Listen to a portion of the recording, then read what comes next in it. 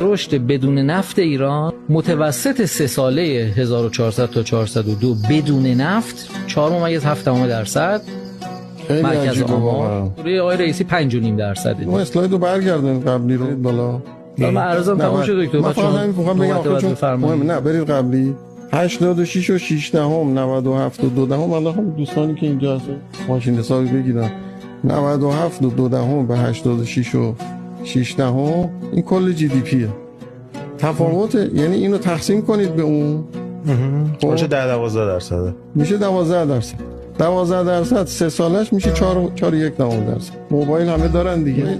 احمدی تقسیم کن شما. بله میشه 1.067 اگه من از حفظم. بله 1.067 من از حفظم اینا رو 0.67 یعنی 6.7% رشد 3 سال جمع 3 سال.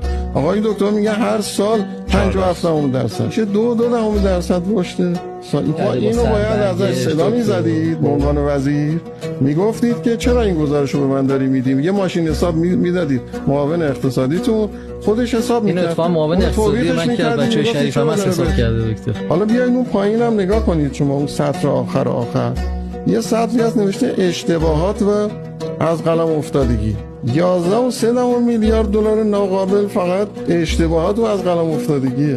اصلا معلوم نیست چیه. خیلی عدد بزرگی. نصف درآمد نفتی سال 99 ما فقط اشتباهات و از قلم افتادگیه. خیلی بده. خب